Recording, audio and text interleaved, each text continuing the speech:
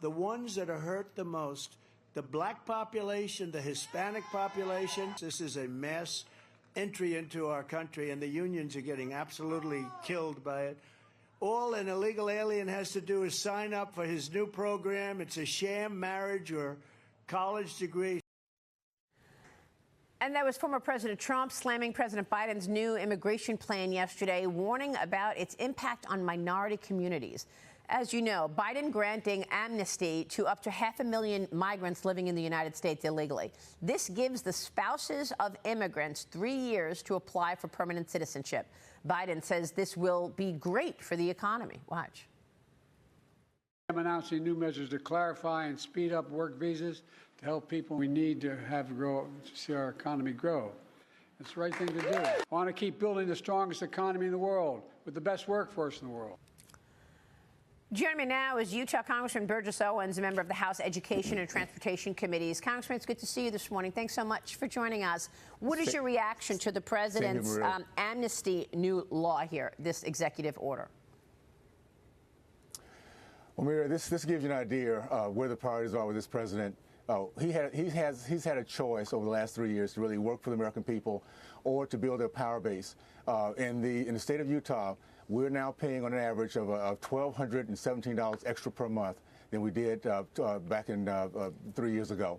That's $15,000 hit on any of our middle class, our working class, and it impacts us in a big way. So what we have here is we have a party that instead of focusing on making sure the American people are working, that are moving forward, they're trying to find their power by replacing us with people who do not understand our culture, do not understand our American way, and come here without an understanding even how to give back to our country.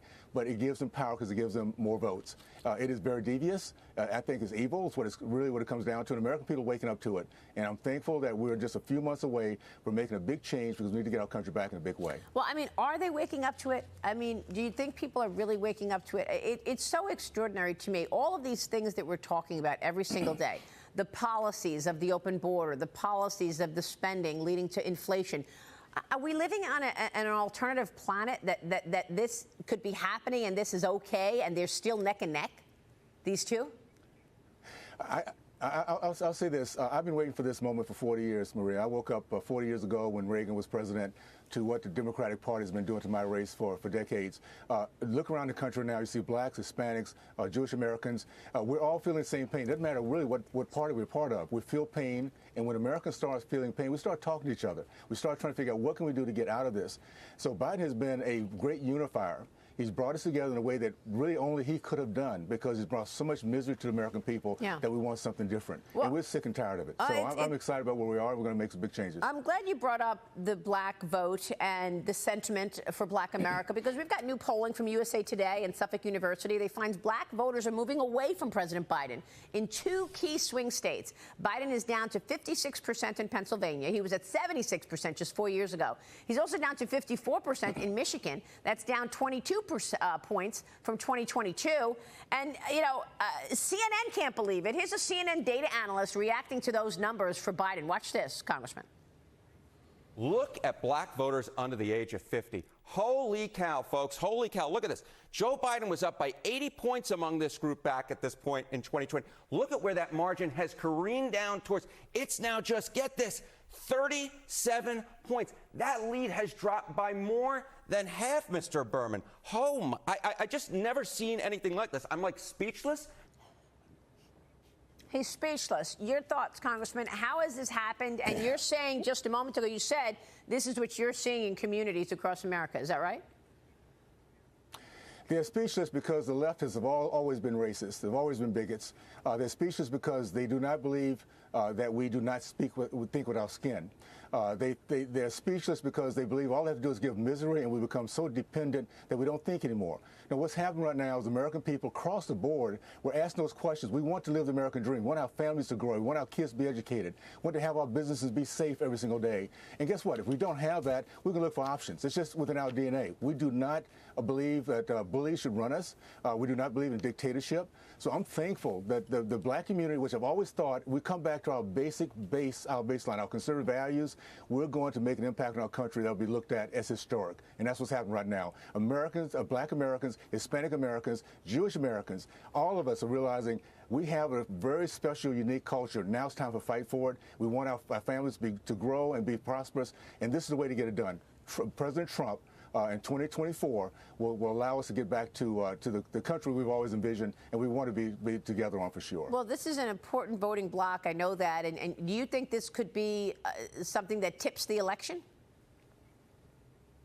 There's no question. Keep in mind, we've been up until this recently. 90% of us have been voting in herd mentality with the Democratic Party. Wow. All it takes is 70% of us or 30% of us to drop, and that's what's happening right now. Particularly Black men, they're tired of being put down, tired of being demeaned and disrespected. So we're coming back, and once we come back, we'll never ever go back to the Democratic Party. They've lost us. I want to go back to the border for a second because the sanctuary city of Denver, Colorado, reportedly sending illegal migrants to Utah, your state. Roughly 2,000 have been sent so far. This is from your governor. The Utah officials say shelters and resources for migrants are fully depleted. Utah Governor Spencer J. Cox writes this on X. We recently learned that the Democrat mayor of Denver has been sending illegal migrants to Utah without proper notification or approval. This is completely unacceptable, and it follows on the failed catch and release policy of the Biden administration.